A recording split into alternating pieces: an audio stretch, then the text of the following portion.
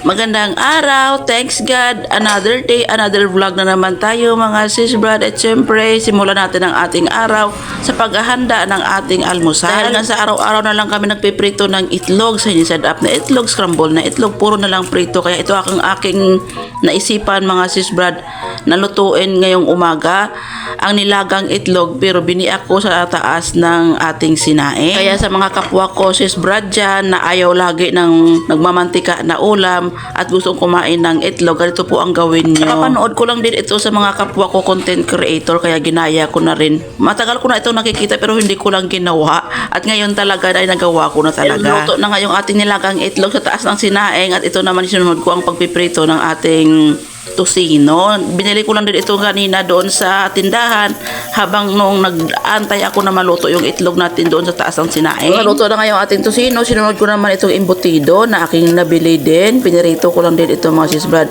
Ito aking paulam ngayon sa aking pamilya, sa aking mga anak, at ipabaon ko na rin sa kanila. At nung naluto na nga lahat ng ulam, at ito naman marami kaming bahaw, kaya aking sinangag ito. Ito lang din talaga mga sis, brad, ang aking araw-araw or every morning routine, ang pagluluto ng mga pang-almusal ng mga bata at pangbaon na rin nila papunta ng school. Kaya naluto na ang ating mga ulam, at ito naman kinuha ko yung ating nilagang itlog dito sa ating sinaing. O diba, hindi na natin kailangan pa magbalat ng itlog at nakabalat na siya. O diba, ang ganda. Gayahin nyo rin ito mga sis, brad, kung gusto nyo rin na nilagang itlog na hindi na kayo kailangan magbalat. At ayan, nilagyan ko na nga ng kanin yung mga bauna ng aking mga estudyante. Tatlo yan sila, estudyante ko.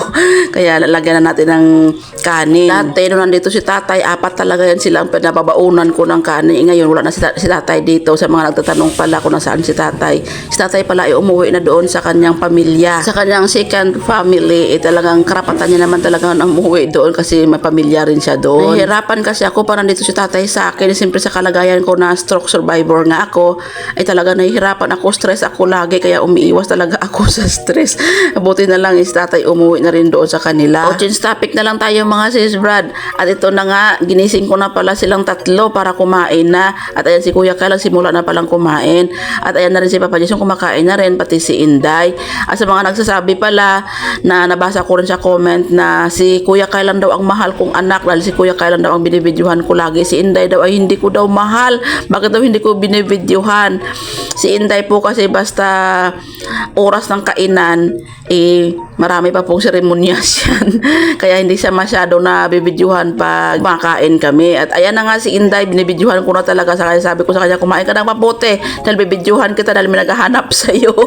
Sabi ko sa kanya. At habang kumakain ka dyan si Inday, ato naman ako, nagtahi ako ng kanyang uniform dahil nga yung kanyang, ano ba tawag yun, sa zipper niya banda ay natanggal yung tahi. Kaya tinatahi ko yan. Gusto ko nga ni Papa Jason dan kukunin yung aking tinatahi dyan dahil baka hindi ko daw kaya tahiin dahil nga sa aking kamay, diba? Pero tignan nyo naman, kaya ko yan mga sis, brad. Kaya sabi ko sa kanya, ako na magtahi at magaya ka na ng iyong sarili para makapasok ka na rin sa trabaho. O diba, kahit paralyzed yung aking kabilang kamay pero nakakatahi pa rin ako. Gusto ko talaga mga sis, brad, na kung ano yung mga normal ko nga ginagawa dati na hindi pa ako stroke, gusto kong ginagawa ko pa rin ngayon.